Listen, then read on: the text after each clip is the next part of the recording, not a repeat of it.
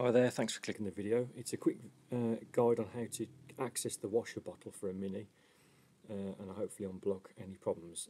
This was caused in our case where the water wasn't coming out of the jets but the motor was still running, so it had to be the bottle end before anything else.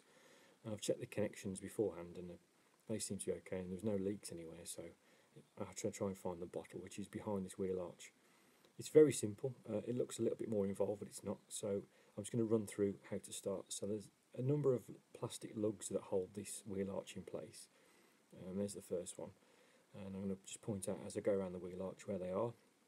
If you wanted to do this, I'd recommend taking them all out. But as the video says, it also covers a front fog light. You might get away from this point just taking out the right hand side towards the bumper and just pulling it backwards, but it's once you've taken half of them out, you might as well take another 2 or 3 out so you can get the whole arch out and access it what you need to properly.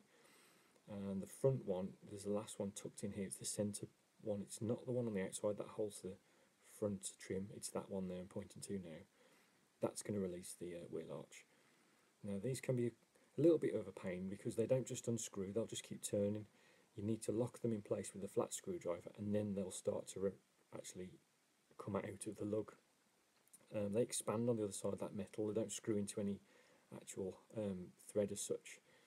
So when the lugs, I'm just showing you, the lugs there splay out, and when the bolt goes in, it keeps them splayed so it can't come out.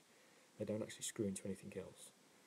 So there's a number of those to take out. Once you've done the one, it's dead easy. And to put them back in, you can just see they're straight back in. Okay, now they're removed, I'm just going to remove the actual liner itself.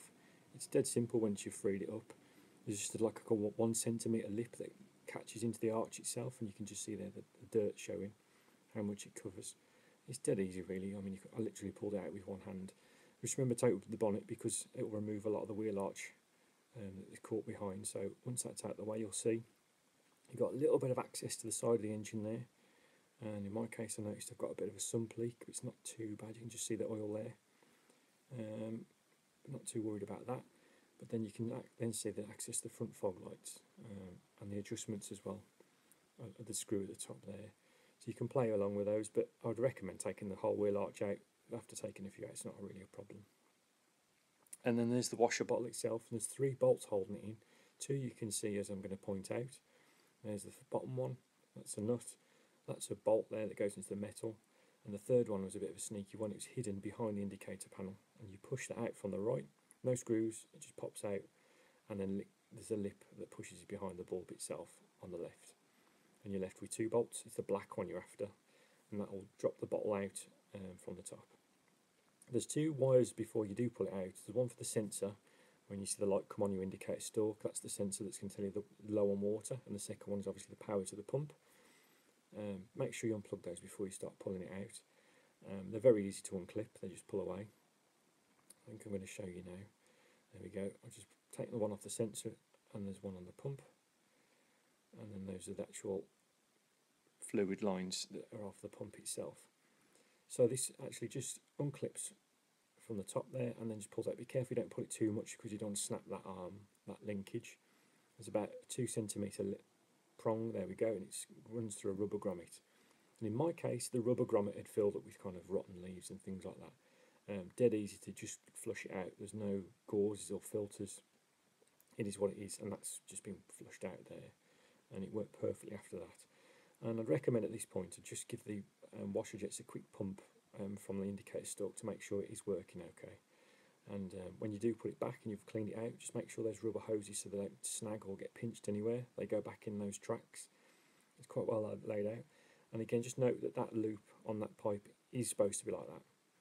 So I'm putting it back in there, pulling it up, and then connecting the 2 cables. One to the sensor, and then one onto the pump itself. And then just put the 3 bolts back in. Quite straightforward really. And then another side issue there, look, there's the indicator stalk. Twist it and pull it out, no problem.